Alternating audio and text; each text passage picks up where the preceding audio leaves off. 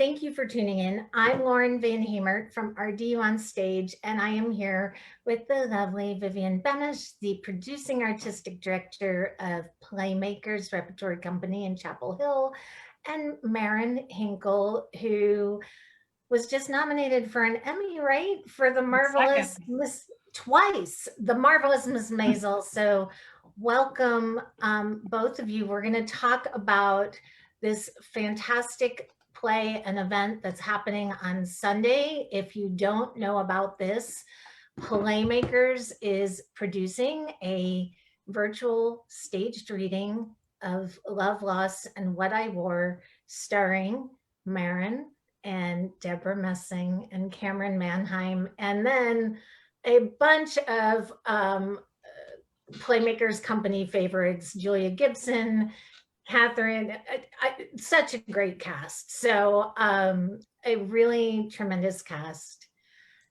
For people who don't know, this is a play that was co-written by Nora and Delia Ephron based on a book. And Nora Ephron, I think, is just a genius, or was a genius.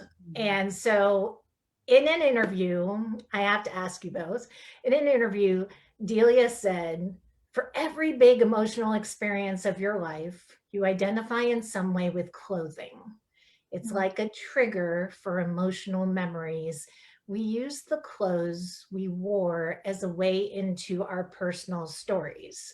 And then in another interview, she compared it. Men have their cars, women have their clothes. That's so what is our fascination relationship with clothes? And Marin, I'm going to jump in and start with you. Is there an outfit that might be triggering for a special memory or story for you if you were writing one of these monologues? That's such a great question. Thank you. It's funny, Viv and I have known each other, just a little bit of backstory about our relationship is we've known each other since basically we were kids, really, and before we turned 20, Viv, right? I mean, it's probably like 17 years old. And so I think she will attest to this. I've always been enamored and in great awe of her sense of style. I don't think there'd be one person in the world who could say the same about me. I don't have a very great sense of style. Now, I'm lucky enough as an actor to be able to don clothes that people, designers and directors and artists are putting me in. So my first response when you ask me such a question is almost to start thinking about what piece of clothing I got to wear in which show I got to be part of, which is kind of funny. Like the only time that I probably put a lot of thought into my clothes are on a wedding day, on other people's wedding days and holidays, and also on an event where I'm supposed to be, you know, celebrating like a show I'm in. But basically beside that, and Viv, would you kind of agree? I'm kind of like, I'm not exactly a bag lady, but I pretty much am in like a pair of sweatpants and a sweatshirt all the time. So if I was to talk about, how about this? If I was to say a piece of clothing that is so important to me, I would open up my, it's like a trick answer. I would open up my closet, and instead of having beautiful like blazers or dresses, I would have about 40 sweatshirts. And each time out to buy something more exciting for myself, I'm always like drawn back at like the Gap or Old Navy or even Bloomingdale's or even something fancier like Barney's. I always veer back to like a sweatshirt section. And I wear these sweatshirts as if they're like fancy gowns or something. And I have like some that are soft and some that are old and some that are painted and some. So I think that would be probably my essay would be about like, you know, the various times in my life people tried to get me away from sweatshirts, and probably I would have worn like a sweatshirt at my wedding had I been able to get away with it. I was just thinking about your wedding, Mar, because you know, all the bridesmaids were white and you were it was a beautiful dress, but what you gave us all were sweatshirts. Like that was the gift to all of the Cape Cod sweatshirts. Yeah. So, and I like, and so, so it's sort of perfect for this story. It's true. It's both sides. I was married under a huppah outdoors. My husband's Jewish, I'm not. So we kind of we kind of combined religions and thoughts, and we had Viv read something and other friends read pieces from theater or from the Bible or what have you. But at the end of the ceremony, I took off my clothes and it was dark out, by the way. And I skinny dipped in the Cape Cod waters. And that was probably my most comfortable, was when I had no clothes on. So, crazy. We're getting all sorts of exclusives right now. I love this. Hey, page 6, you've got nothing on our DU on stage. We have the skinny dipping story. Well, I'm gonna press, knowing you, Mar, to say, what about ballet? Like, when you think about like clothes, is there a leotard that you loved more than anything, or a pair of leg warmers, or how about this? I'll answer it this way, which kind of leads us into Maisel for a moment. And then, Viv, I want to turn it over to you, of course, to answer, because I have thoughts about things that I love so much about your wardrobe. I'm so curious what you're going to say. I kind of feel like maybe it's that pair of magical pants. you know, but it is. to say about me is, when I was a ballet dancer growing up, which I did from like age 6 to 16, and then I was injured, I always, for good luck, wore a flower in my hair, which is so funny that you think about that. Like, it's not very me any longer. I just tend to like mush up my hair. But there was something about presenting with like a colored flower that maybe matched whatever leotard I wore, as if I was like really fancy, you know, you're such a little kid. And they would also have good luck flowers. So I had a peach good luck flower that I wore. I auditioned for SAB, the New York City Ballet School, for a couple of summers I was there. And that peach flower, by the end of my many years, was probably like gray because it was so dirty, but it was so my good luck flower. And then I think it's interesting, my character Rose has like really exquisite hats with flowers and bows and all that. And so in that way I can connect to Rose, that like kind of the accoutrement that you have along with what you wear, right? Accessories. So I guess I accessorized when I was young. But she's nothing like you. So we should say that she's not like you as a mom at all. That's all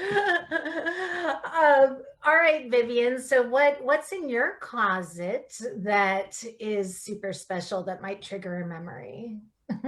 Well, it probably is. I have this pair of striped pants. It's orange. They're orange, brown, black, white striped pants. And I have worn them for the opening day of every single season I've been an artistic director. So the 12 years I was at Chautauqua, and then 4 out of 5 of my years here, we didn't have an opening day here this year to wear them at, though I may wear them on Sunday night if I can fit into them. This is the fact. There have been years where I've had to wear a long shirt over them and sort of hide, and other years where I'm like, look, I still fit. But you know, I guess that's it for me. Like you, and I don't know if you know, it's in the stereotype of doing women's association with clothing that way, but like the superstition about a lucky talisman or something like that. But not only like clothing that makes you feel good, but that you've had important experiences in. So you think about that. I mean, I do get so superstitious about, you know, opening nights or opening things and the ritual of that. So now, honestly, these pants really should be retired. And so I'm thinking of like cutting out a patch for them, or patches, and putting the patch into another pair of pants that's stretchy, like they'll last me for another thing. But it is that, like, when you've had good experiences, or that favorite shirt. This is one of the monologues in Love, Loss, and What I Wore, like that perfect shirt. And when you lose it, and it's gone, and you mourn it. You mourn a piece of clothing or jewelry, or the bag that like you wear until it is so completely distraught because you can't imagine another bag will like be your partner any better than that. So I think that's, yeah, I think the Efron sisters just like keyed into all different sides of this relationship that we have, the best days of our lives, the worst days, um, the relationships we form. Oh my God, our mothers, right? There's a whole section. There are two different scenes that are specifically around mothers and how, you know, our relationships to them and what they tell us about what we're wearing. Do you give your kids a lot of do you comment on Ben's clothing, Mar? Like when No, don't. It's and I didn't know, I have an only child boy, and I didn't know if I had had a girl, if I would be very different. Maybe I would be a little bit more similar to what Viv's talking about our moms. But when he was little, I just enjoyed, you know, basically I enjoyed him feeling artistic and free. We live in California, and so I think it's kind of funny. He never wore a jacket and he hardly ever wore pants until he went to high school. And I thought that was so darling. Went to high school, I thought, oh wow, I wonder if he's gonna, you know, continue to wear shorts all the time. He hardly can even put on shoes. He's always in bare feet. And after the first day or two, he never put on shorts anymore for school. They were always long pants. I think there was like a little cooler to be in long pants. And I remember my heart broke because I was like, oh God, I loved that he didn't care at all about clothes. And but he cares a little bit. I was going to say something though about moms. My mother is a judge now, and she was a lawyer and went to law school when I was growing up in elementary school. And I have a memory, guys, of her wearing this green, this like kind of emerald green knit dress. It was in the 70s.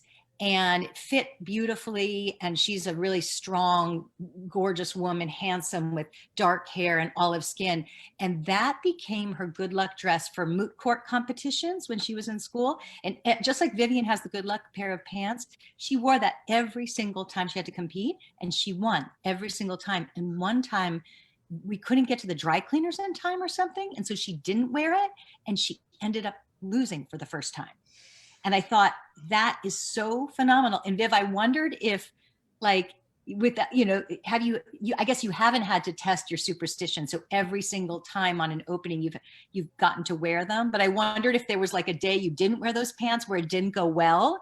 And you were like, it's the pants. I didn't have the pants on. You know? Well, I'm a little superstitious to wear them at the end of 2020. Like if I do wear them Sunday night, not that anyone will see it in, you know, in Zoom world, but if like I should just let 2020 finish without ever having worn the pants and start fresh. No, we're going to come back to theater and you've got to wear the pants. We are. Marin, let me ask you about your son. My daughter is 18. Your son is 17 now. My daughter graduated in May in this very bizarre graduation. Is your son having any kind of a senior year? Is he able to, I mean, is he just isolated and those things we identify with the senior year is gone? Interestingly, he actually had like a late summer birthday, so he's a junior. He could be a senior, you know, he was like that borderline. And so a part of me that kept thinking, oh, I'm glad that in a sense he was like held back. He wasn't really held back, but because then hopefully he'll have a senior year next year. But let me tell you something, junior year is not a good year either to not be there. Taking all these APs and he's taking so many extraordinary classes. And it's stuff that like changed my life when I was that age. I'm sure you feel this way about your daughter and the social stuff that she had last year then, right? It just, the fabric of our graduation time is kind of what we remember most, I think, often about high school. So what did they do for graduation? Did they all have separate, like sit outside and 10 feet away to their friends? We had an assigned time and it was just us and the principal, and she walked into the school. They had a little runway kind of area and she walked across. They handed her a diploma. We took a picture and she was out, and you couldn't be. So it was very strange. And I think about these kids Vivienne, I think about the kids going into college programs who are so excited to get into these programs. And I really, I'm a little concerned about them, to be honest with you, Yeah. because I think this is going to have some I long-term effects. I think the kids that I haven't seen a lot of my son's friends. I talk to their parents a lot on the phone, but I feel like they're so resilient though. They're so, I feel like there should be an award given to every single child that's weathering this, because I sometimes think they are doing a much better job than we are. And maybe it's because of technology being something they've grown up with. And so this doesn't feel as difficult. But I have to say, I like all the time I kind of go up to my son, even though he doesn't want to be hugged anymore. And I hug him and I'm like, so proud of how you're handling this. And meanwhile, I think I'm saying about myself, I'm so not proud of how I'm handling this, you know. It's But the grown-ups, right? It's yeah. You mentioned the relationships between women, mothers, sisters, even strangers in department stores. Along with Marin, this play stars Deborah Messing, Cameron Manheim. The four of you have been friends. You just posted on Facebook, Vivienne, a picture of you and Marin and Cameron at Deborah Messing's baby shower. You all look like you're 12. So talk about this relationship that you all have with each other and what it means to come together at this time and work on a piece like this. And I just want to add Julia Gibson into that. She was also at NYU. We are all graduates of the graduate acting program at NYU around the same time, all different years. Julia and Cameron were actually in the same class, and Deborah and I were in the same class. But we've all known each other. Marin and I go back even before graduate school. We met at Brown University before that. But I'm going to say this because ask us again after Sunday, but even like for me, it's been amazing because I've gotten to rehearse with everyone, but because of the nature of this show, it's a lot of monologues and then some duologues. And then there are these great, what they're called clothesline scenes where they're one-liners that set us in a dressing room about our mothers, about your bras and our relationship to bras, like lots. But those, I'm giving you a secret now, everyone's had the script, but we won't rehearse those until Sunday afternoon before we do it, because that's the only time we could get everyone together. So we've done a lot. But the other day, Marin and Deb and I got to rehearse, and we've been rehearsing in sort of couples and different groups. And it is, so I feel the luckiest because I have gotten to work with all 7 of these outrageously talented, dear friends. And right now, I have to tell you, like, it is sucker soul sustenance. It is everything because, even just having a conversation, with people you trust, and then putting it into the beautiful words of Nora Ephron, like to just feel supported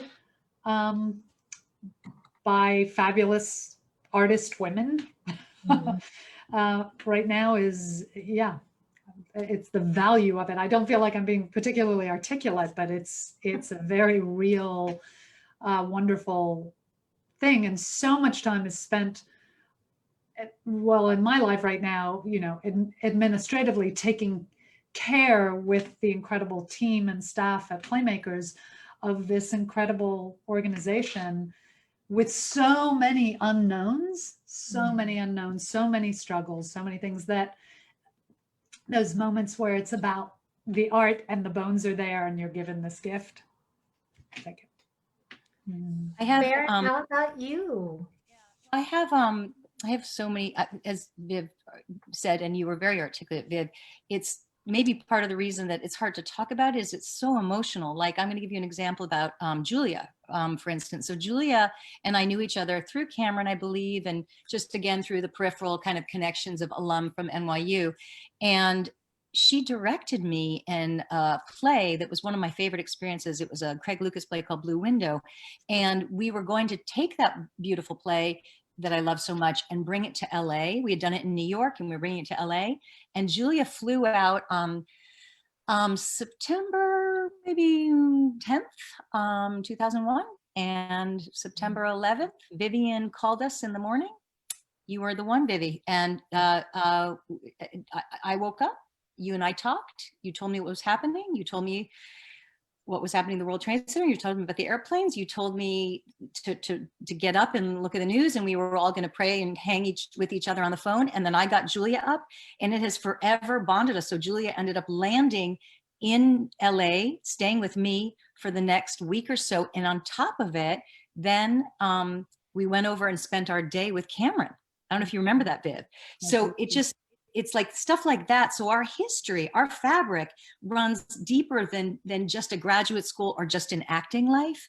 And then as Cameron and Deborah and I both found, all three of us found out we were having boys, we would sort of, I think Cameron started, I was next, and Deborah was after. And so we would go from, you know, Cameron taking her old bassinet, giving it to me giving it over to Deborah. You know, I mean, it really literally was like caretaking that really we did with one another, as Viv just said about her own life. And so when getting to do this, when Viv wrote to all of us, do you want to do this? It wasn't even like you ever had to tell us what we would work on. We could have read, you know, the book. And it really was like, I'll do anything with these women. I'll do anything with these women from now till the end of time. I mean, it just, if I could not only annually do something with them, but like weekly do something, it would be fuel for me. And I've admired their careers so much and dreamed of working with them. Like Deborah and I don't think have ever worked together, Viv. Oh, that's a hint to you because you direct, love. You know, Cameron and I have done some things together, but we want to do more. And Viv and I have worked on plays together. I played her cousin in As You Like It. She was Rosalind. I was cousin Celia. And, you know, it's stuff like this that reminds me, as much as I love working with new people and starting new families with them, I love returning to my old family. So that's, these women are my older family. Well, and I think that's what's going to make this reading so special is the connection you all have together. You can't fabricate that. You can't direct that. That's going to be palpable, I think. Vivienne, this play is part of Women's Point of View, which is a strategic initiative to amplify women's voices in the arts and an extension of Playmakers' commitment to access, equity, diversity, and inclusion. You and I haven't spoken since it was our interview before, because I guess it was April. I have to look it up, but last year I did interview you right after the Silent Sam statue was torn down, and I asked you a question at that time. You gave me the best answer out of everyone who's ever answered this question, so I'm going to ask you the question again. Do you think theater has a role in bringing a community together, healing a community?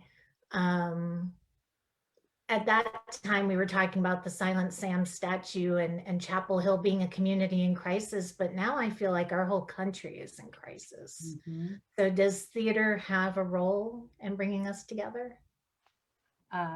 Yes. If that was the best answer, then it's still a yes. It does. You know, of course, I'm coming from a life that has been spent inside using theater, and I say that in its most like mucky and elevated form, both, like used theater to understand my life and sort of reflect, sort of have the joy of a profession where I get to reflect back to other people as a way to understand ourselves. I mean, it's that.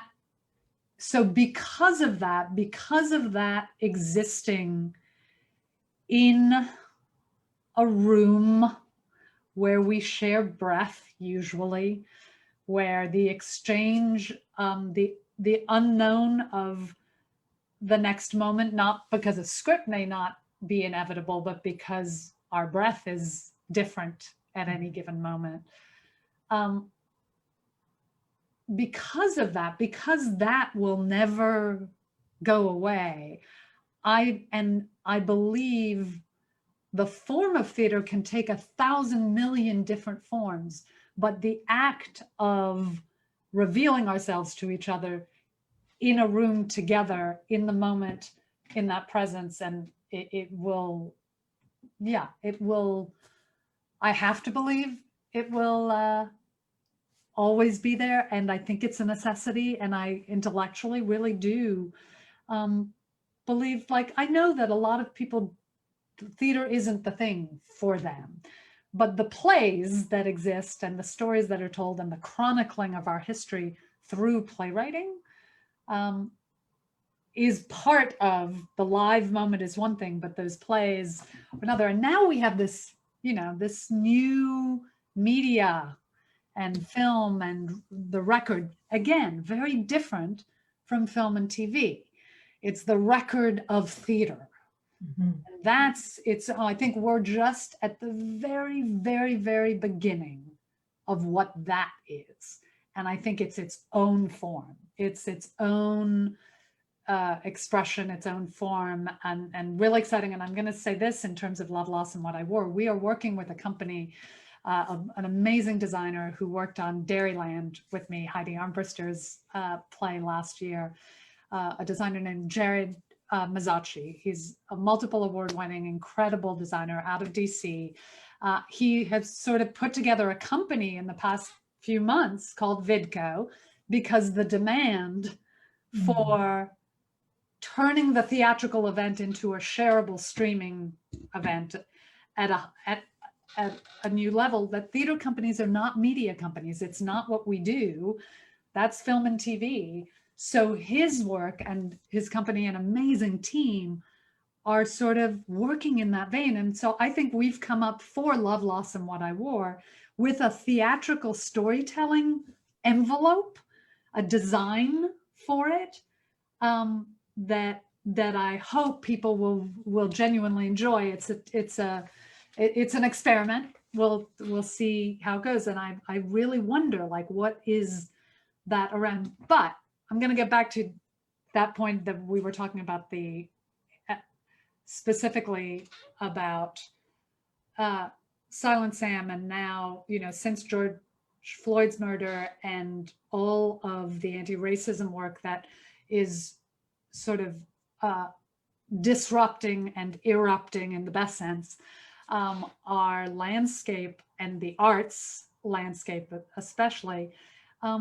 it has, without a doubt, and I know you've had so many incredible conversations on this show, Lauren, around this, like, it has been one of the most challenging years that this conversation and the depth of the conversation in the midst of the pandemic, of the COVID pandemic, has been such a unique time. I hope as we emerge from COVID and the light at the end of the tunnel, that we don't just go, okay, that was done, but that the conversation around equity and anti-Blackness and racism actually continues to deepen as we release from the COVID, and that our sort of reimagining of our companies and our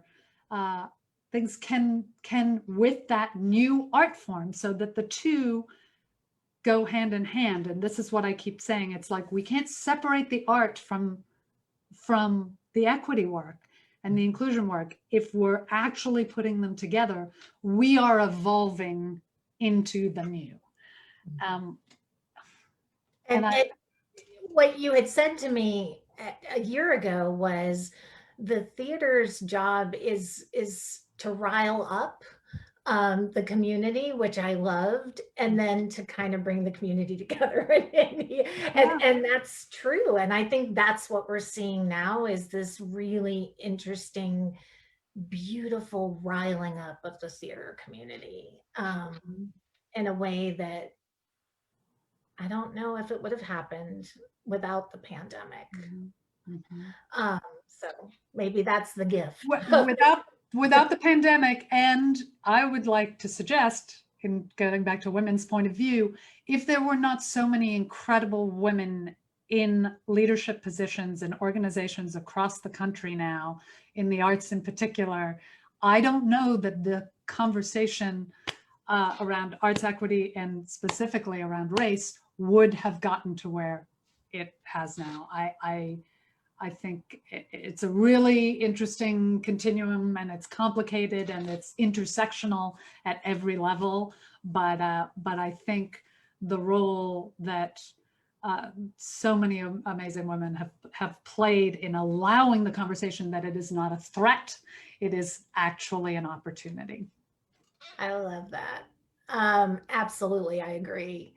Marin, many of the actors I've interviewed in various mediums have agreed that TV and film are going to come back before theater does. A few TV shows have gone back to filming. I know Zoe's is coming back in January. Has The Marvelous Miss Maisel, has that resumed filming? And what do the COVID safety regulations look like on a film set? I have a group of artist friends who have just begun within the last month or so to go back to work. And your question is great. I've been calling them, but not trying to inundate them and say, can you explain how frightening it is? Can you explain how it works with mask on? When does mask go off? How does this little pod system work? And, some of the people have said what you do is you work until somebody may get COVID, and then you shut down for a couple of weeks. And then after everybody's tested, you go back. We have not, Maisel has not, we've postponed throughout the year. We were supposed to start up again last March, and of course that didn't happen. And then, as one would expect, we are about to start, is what they say. And I believe it this time. I don't want to the boy who cried wolf a little bit, but I believe that this is really going to happen, because I think, as Viv just said, the light at the end of the tunnel, I think we're sort of seeing some light, certainly with vaccination and just people becoming so attuned to the organization. Like I've been COVID tested, I point outside, because I actually had people come over. I'm supposed to fly and for work. And so the amount of testing prior to actually that flight and then post-flight is all happening. So, that organization wouldn't have happened in the middle of the summer. We wouldn't have known how to do like all the different COVID testing happening on sets. But people are being very, just what you were just saying about the changes that were happening with inclusivity. I think people are just having to be very patient, very loving, very, very forgiving. And our hearts are large. I did go to one fitting for the show, and the woman who builds my costumes is extraordinary, and she works on the Hamilton costumes, and she explained Hamilton as in the play, as in the musical, and she just explained that all the people that work under her are obviously not working right now, and once unemployment ran out for them, there's not much hope right now for what they can do costume wise. So what did we all do that day as we were working on the television show is, how do we bring all those people in and have them start working within the television world? So stuff like that, hearts are big, and people are saying, how can we reconfigure, like actors that aren't working on stages, can we have them do audiobooks? Can we have them do, radio? Can we have them do television? So I love that people are being magnanimous and loving and helping each other. Mm-hmm. I do want to ask you, Marin, a year ago, you told Page Six that traditionally you spend your holidays in New England and you like to be cold around the holidays. So what do your holidays traditions, what are they going to look like this year? How have they had to change? What are your plans? Maybe I should go buy a lot of fake snow and put it outside. That doesn't happen in LA very often. Actually, I really haven't been here during this particular holiday season of like pre-Christmas through the New Year. So it will be unusual for me to see what people do here. My son's not little anymore, so taking him to see like big, like on Santa Claus's knee or something, I guess he doesn't need that. But on the other hand, we will definitely get a tree. I think we will make a lot of Christmas cookies. I'm a big baker, so I guess I give them to neighbors so that I don't eat them all myself. So I'll probably be going around. I do this thing where I text everybody and say, okay, outside your door, I'll be waving, here are the cookies, I'm leaving, goodbye. So I think I'll just have to do a lot of neighborhood cookie drops. And my parents, and I do this, like for Thanksgiving, we did Zoom calls. I'm sure a lot of people in the country are doing this, right? We're just sitting, and Viv told me she did this too. You sit, you put the meal in front of you, you figure out the time, somebody is organized and sends out the Zoom link, and then everybody sits and kind of eats and talks. And we all have made new kind of history on how to make sure these holidays feel a tiny bit like a holiday, right? Absolutely. Well, and thank you for that. I'm going to ask you really quickly because I know you have to go in a few minutes. Later on, I'm having a coloring party, community coloring night with Coloring Broadway, and we're going to be sharing Christmas stories. So would you mind if I take that little blurb about you making Christmas cookies and replay it later for that group? And you know what? I didn't know my neighbors as well pre-COVID as I do now know them. And I think there's just something about that. Like we go to each other's houses and wave, and then I've now gotten to know, like I made meringues the other day. I had made a lemon, what was it actually? It was like it was a key lime pie. I did put some lemons in. I didn't have enough limes. And so afterwards I had all these white yolks, or not yolks, I've used the yolks, so the white part of the egg. And so I didn't know what I could do with them. And somebody told me you can make meringues. I've never made meringues, and I realized I don't really like them. So the neighbors, and I was like, does anyone like meringues? And so I dropped the meringues off at the neighbors' houses and had no interest in them for myself. So I'm now baking without even liking what I'm making, but hoping someone else will like it. I love meringues. I want you to make me meringues. I love that.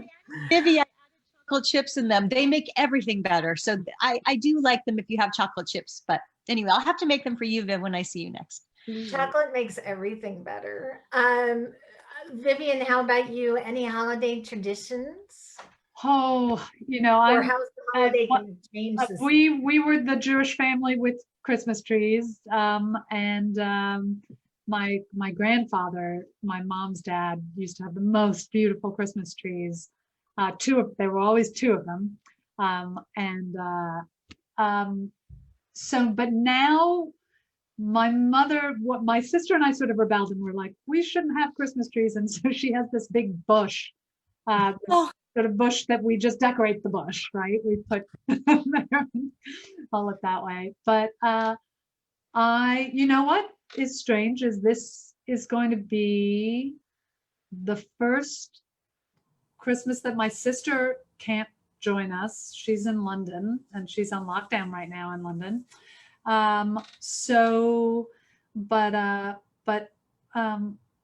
partner and I, Ron and I, are going up to spend time with my mom and stay there for a while, because it's the only, to me, responsible way to travel, if you have to travel or want to travel responsibly, is to go and spend a certain amount of time there, so you're not running around so we're going to go up and live with her in my old childhood room on the single bed in the back room for about 3 weeks and be there, and I'll be but it's funny, the traditions are our cream spinach casserole that has existed for several generations in my family is a big deal.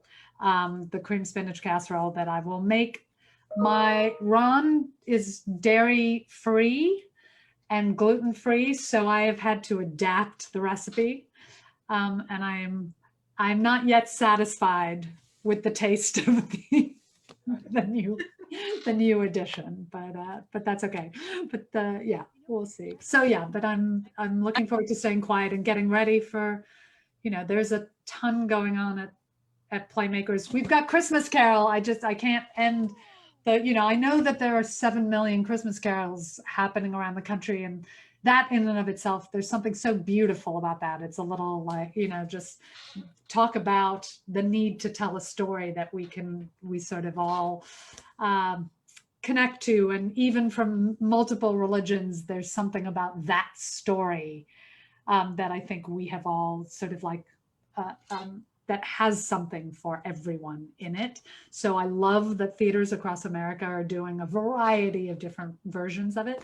But for those who got to see Ray Dooley do his one-man version of it a couple of years ago, we're doing an audio drama of it. So we wrestle between doing sort of, a filmed or an audio, and we're like, you know what? There's something about the incredibly virtuosic talent with language and character that Ray has, that just sitting by a virtual fireplace or a real fireplace and listening to that seems really exciting. And then we have Mike Wiley's Blood Done Sign My Name coming. So I say that to say that, like, I'm so thrilled to bring this amazing group of women together on Sunday night. And I really hope, like every theater in America, we need to raise funds right now. It's really crucial. So we get to do that with the incredible generosity of women like Marin and Deborah and Cameron and Julia and Tia and Sarita and Kathy to be with us, to give their time to sort of say, hey, it's important, and let's celebrate and start a new year. And the arts are important. We're all leaning on the arts right now to get us through this pandemic period.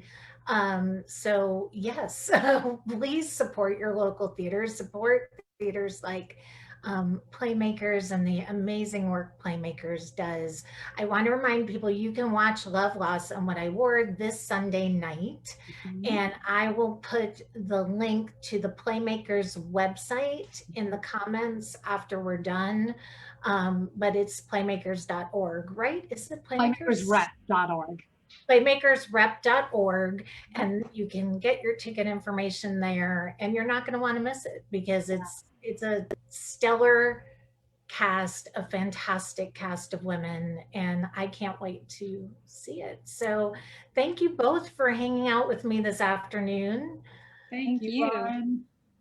And Mary, given my mom and I something to do, I'm embarrassed to say I have not watched The Marvelous Mrs. Maisel. And my mom and I were talking about this last night and said we're going to binge it. So we're ready to binge together. It's a great binge.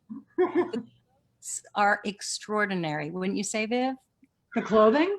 Yes. Yeah, oh my God. Right. To die for. I could wear any of my clothes if I could take them home.